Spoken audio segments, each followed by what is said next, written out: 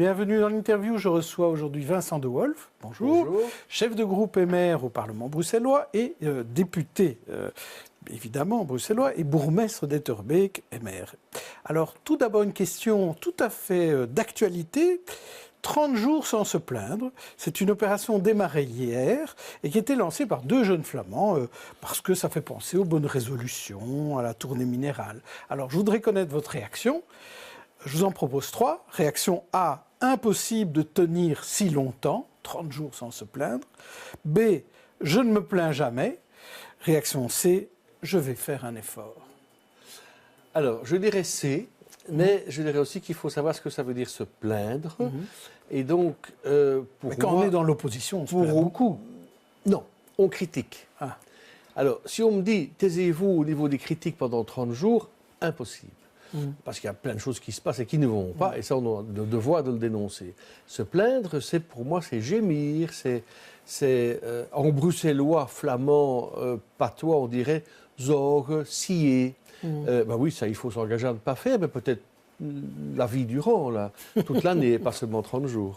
Donc 30 jours sans scier, c'est un peu ça. Voilà, exactement. On apprend quand même que beaucoup de personnalités politiques ces derniers temps annoncent leur retrait de la vie locale, voire leur demi-retrait. Est-ce qu'il y a une espèce de blues chez les personnalités politiques? Vous sentez Non, ça? c'est que la vie politique devient de plus en plus difficile. Il faut quand même savoir qu'être politique aujourd'hui, c'est pas bien vu. Moi, j'ai une appellation pour ça. Je dis, on a un peu comme ça une sorte de t-shirt suspect. Ah, vous êtes en politique. Bon. Alors que la politique, c'est être mandataire des autres, c'est gérer la vie des autres. C'est noble, c'est beau, ça doit être chouette. Et c'est important en démocratie. Donc, il faut aussi revaloriser cet aspect-là. Mais c'est plus dur qu'avant. Évidemment, tous les réseaux sociaux, les tweets, Facebook, on n'a même pas eu le temps de réfléchir, il faut réagir. Donc ça use plus, je pense, qu'avant, et tout mot peut être sorti de son contexte. Moi, je vois l'évolution avec les années d'expérience que j'ai. C'était pas comme ça il y a 10 ou 15 ans, c'est sûr.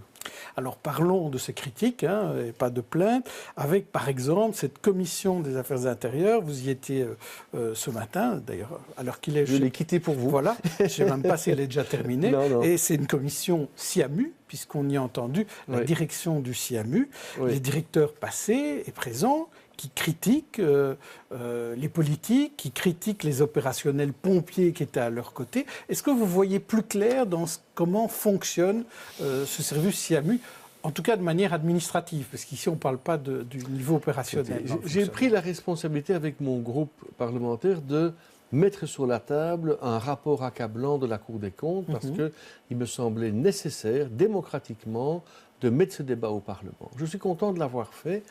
Mais je suis peiné d'apprendre ce que j'apprends, parce que j'ai beaucoup de respect pour les hommes du feu et pour tous ceux qui travaillent dans le SIAMU, parce qu'ils sauvent des gens au quotidien. C'est un métier extraordinaire, très dangereux aussi.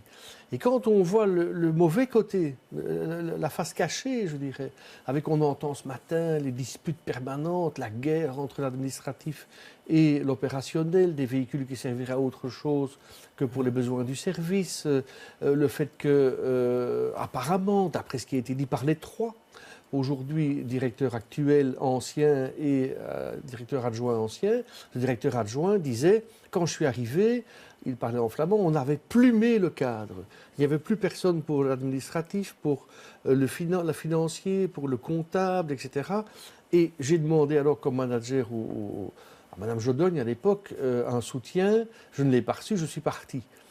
Madame Jordan, ce matin, dit qu'elle avait réussi à bloquer un achat. Il y a 7 ou 8 ans. Voilà, elle avait bloqué un achat pour elle qui était tout à fait injustifié et que la ministre est passée au-dessus et a confirmé cet achat, qui n'a eu aucun soutien, a dit aussi le troisième actuel, M. Merkel, qui est là. On peut citer leur nom puisqu'ils sont là publiquement en train de s'exprimer. Il a mis aussi en cause le pouvoir politique en la matière. Donc, c'est très, très préoccupant. Plus des problèmes apparemment, peut-être, de droit pénal, de détournement, de non-respect des règles. On a un peu l'impression d'une ambiance délétère, catastrophique au sein de cet organisme. Et je crois qu'on est trop étroit dans une commission classique. On va en reparler au bureau élargi. Moi, je suis paisible par rapport à ça. Ce qui m'intéresse, c'est tirer les responsabilités du passé, mais c'est aussi réussir le futur. Et je pense qu'il faudrait se donner plus de moyens que ce qu'on a. Et est-ce que vous ne tirez pas trop sur le pianiste du gouvernement actuel? Parce que finalement, les critiques, elles sont pour finalement tous les gouvernements passés. Et tous les responsables politiques. Moi, je tire sur on a peur, on a eu peur des pompiers. Je tire sur aucun pianiste. Hein. Les 3 personnes qui ont été auditionnées, toutes les 3 ont tiré sur le pouvoir politique. Et on dit que ça a toujours été comme ça. Quelqu'un a cité M. Serex en disant lui avait pris quand même une décision qui était positive. C'est essentiellement aujourd'hui Mme Jodon qui est mise en cause. Hier, c'était M. Doulkeridis. Est-ce que le pouvoir politique a pris ses responsabilités par rapport au corps opérationnel des pompiers? Il semble que non. On va entendre la fois prochaine les dirigeants pompiers et puis les syndicalistes. Mais je crois aussi qu'on devra entendre ceux qui déterminaient les marchés publics à l'époque. Et la grosse surprise de ce matin, ça a été Mme Jourdan qui a dit qu'elle n'avait jamais reçu de délégation et que c'est la ministre Jodogne elle-même qui toujours signait les notes, signait les bons de commande, signait les marchés publics et qu'elle n'était qu'en fait une boîte aux lettres. Elle a dit quelque chose, moi, qui m'a choqué. Elle a dit « Je me suis retrouvée brûlée en place publique parce que c'est son effigie qui était brûlée. Oui. Et personne ne m'a écouté à ce moment-là parce que finalement, les responsables politiques, eux, ils n'aimaient pas voir les pompiers qui viennent projeter de l'eau avec leurs lances et leurs pompes sur leur façade. Eux pouvaient se protéger, mais elle était en première ligne. Parfois, les administratifs sont en première ligne. Elle l'a dit, mais M. de Merken aussi a indiqué qu'il avait voulu mettre en cause un officier supérieur pour des motifs qu'il estimait importants et que la ministre n'a pas suivi non plus. Effectivement, une manifestation où on brûle symboliquement l'effigie d'une personne, c'est quand même extrêmement lourd à supporter. Il semble qu'il n'y ait pas eu de suite au niveau de la direction, puisque je rappelle quand même que le SIAMU, le service d'incendie et d'aide médicale urgente, est sous l'autorité directe du responsable politique. C'est un niveau A. Il n'y a donc rien entre la direction administrative et la ministre qui dirige directement le service. Bon, on écoutera ce que la ministre dira quand elle réagira, notamment sur notre antenne à 18h. En ce qui concerne l'avenir de la région, il y a cette proposition écolo qui est arrivée sur la table hier matin, de dire non à ce qu'on peut appeler le chantage du bicommunautaire et des 19 communes. Et tous les partis ont réagi en disant oui, c'est vrai qu'on peut discuter, même si on garde quand même dans l'idée que le bicommunautaire, c'est parfois important, et les 19 communes aussi. Alors, est-ce que vous êtes d'accord de discuter comme ça à partir d'une feuille blanche de l'avenir de Bruxelles avec les écolos? Je connais bien Mme Katabi, je la respecte, je l'apprécie. Mais oui, on est dans un monde idéal. Hein. On est dans une petite cloche comme ça, on est séparé de la réalité, et on invente Bruxelles partant de rien, avec aucune contrainte. Ah oui, alors tout est possible. Mais c'est pas vrai, ça. Je veux dire, il faut quand même, sans être... Parce que, allez, quand on vient dire les bourgmestres sont passéistes, ils prennent Bruxelles en otage, enfin, ça n'a pas de sens, c'est une caricature. Aujourd'hui, on sait quand même bien que Bruxelles a été au frigo pendant des années avec le 107 quater, que les néerlandophones ne voulaient pas créer une autonomie à Bruxelles et ils l'ont accepté que moyennant une représentation garantie, quel que soit le résultat électoral, 17 parlementaires néerlandophones. Et ça, vous croyez qu'il n'y a pas moyen de changer ça? Plus les... je suis d'accord de le changer. Donc moi, j'ai fait une déclaration sous les antennes flamandes en disant, pour moi, on peut supprimer la représentation garantie néerlandophone, on peut supprimer les échevins néerlandophones dans les communes, mais il faut être réaliste. Ce sont des décisions qui doivent se prendre au niveau fédéral. Au niveau fédéral, vous avez un nombre de parlementaires néerlandophones supérieur aux francophones. Je ne vois pas aujourd'hui, et je sais que la presse a fait le tour, et que la réponse a été non, nen, partout, et ça m'étonnerait que chez Groen ce soit oui d'ailleurs, hein, bon, je ne vois aucun néerlandophone aujourd'hui qui va être prêt à dire « Ok, on fait des listes bilingues. On oublie la dualité francophone-néerlandophone à Bruxelles, c'est plus ça le problème, il y a tellement de nationalités et de langues. » Je peux entendre ça. Alors ça veut dire qu'on fait des listes bilingues et que sont élus ceux qui sont élus. Et s'il n'y a plus de néerlandophones ou beaucoup moins, eh bien c'est comme ça. Ils ne vont jamais accepter ça, à mon avis. Et pour ça, il faut une majorité spéciale de 2/3 et ça se fait au niveau du fédéral.